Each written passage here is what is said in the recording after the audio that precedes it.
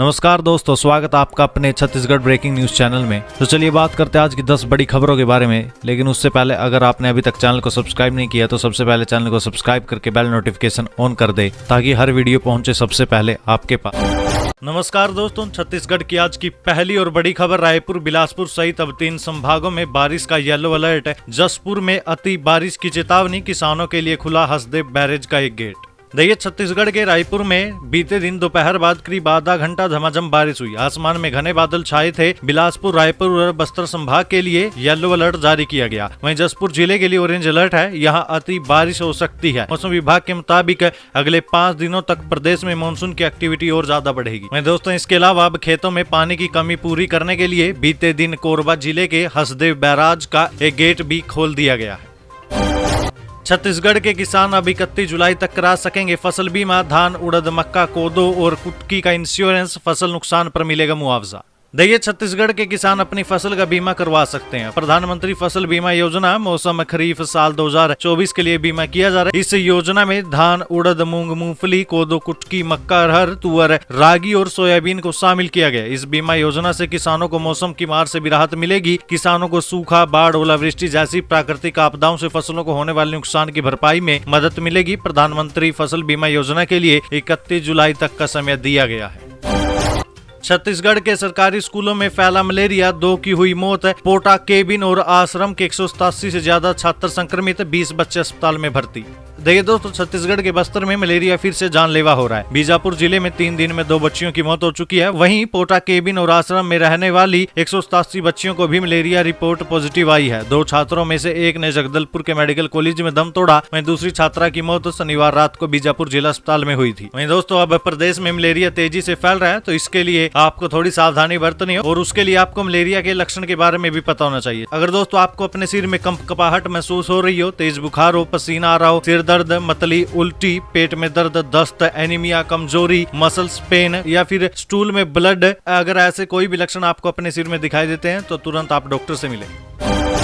छत्तीसगढ़ में 300 बम बरामद, sulphur powder से बनाया। पुलिस ने बोला पटाखा फैक्ट्री से बनाना सीखा, पैसे कमाने के लिए बरातियों को बेचा। देखिए दोस्तों, रायपुर में एक युवक सल्फर पाउडर से बम बनाते हुए अरेस्ट हुआ है। जी हाँ, पुलिस ने युवक से जब पूछताछ की तो उसने बताया कि बम बनाने का तरीका उसने पटाखा फैक्ट्री में काम करते हुए सीखा था। फिर ज्यादा पैसे कमाने के लिए वहीं से बरातियों को बेचा करता था। मंदिर हसोद पुलिस ने युवक के पास से 300 बम बरामद किए हैं।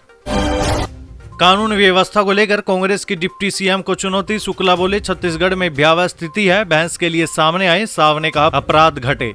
देखिए, छत्तीसगढ़ में कानून व्यवस्था के मामले में भारतीय जनता पार्टी और कांग्रेस आमने सामने है। सरकार और मंत्री कानून व्यवस्था बेहतर होने के दावे कर रहे हैं। वहीं कांग्रेस के नेता प्रदेश में लचर कानून व्यवस्था का आरोप लगा रहे हैं। इस मुद्दे पर कांग्रेस के नेता ने प्रदेश के डिप्टी सीएम को बहस की चुनौती दी। कांग्रेस का कहना है कि छत्तीसगढ़ की स्थिति भाजपा के शासन काल में खराब हो रही है। प्रदेश कांग्रेस संचार विभाग के प्रमुख सुशील आनंद शुक्ला का कहना है कि उप मुख्यमंत्री अरुण साव को चैलेंज करता हूं, अगर वो बहस के लिए सामने आए। वहीं दूसरी तरफ डिप्टी सीएम साव का कहना है कि पिछले 5 साल में खराब कानून व्यवस्था के लिए जिम्मेदार कांग्रेस थी। हमने कानून व्यवस्था को सही किया है, प्रदेश में अपराध घटे हैं। बिलासपुर में 13 करोड़ 39 लाख रुपए में बनेगा नया बृहस्पति बाजार। बच्चों और बुजुर्गों के लिए 6 करोड़ की लाइब्रेरी बनेगी। मेरी और तिफरा रोड के लिए 16 करोड़ का प्रस्ताव। देखिए, बिलासपुर के सबसे पुराने बृहस्पति बाजार के नवीनीकरण के लिए नगर निगम ने 13 करोड़ 39 लाख रुपए का टेंडर जारी कर दिया है। कलेक्टर अविनीश शरण, नगर निगम कमिश्नर अमित कुमार और सहायक कलेक्टर तन्मया खन्ना ने 3 निर्माण कार्यों के लिए निर्धारित स्थानों का जायजा लेकर योजनाओं को जमीन पर उतारने के निर्देश अफसरों को दिए हैं। दरअसल दोस्तों, जूना बीसलपुर रोड पर जिला पशु चिकित्सालय की खाली पड़ी जमीन पर बच्चों और बुजुर्गों के लिए 6 करोड़ की लागत से 170 सीटर लाइब्रेरी के निर्माण के लिए भी डिजाइन तैयार किया जा रहा है। वहीं अमेरी से तिफरा बाईपास रोड के निर्माण के लिए शासन से 16 करोड़ रुपए की मांग की गई है।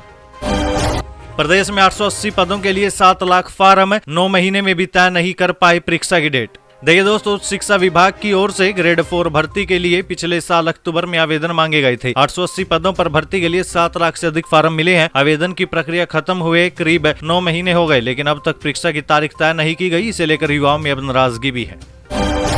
रायपुर के कबाड़ियों से 5500 किलो लोहा जब्त। अवैध तरीके से चल रहे आधे दर्जन यार्ड सील। पुराने ट्रक और कार भी किए गए सीज।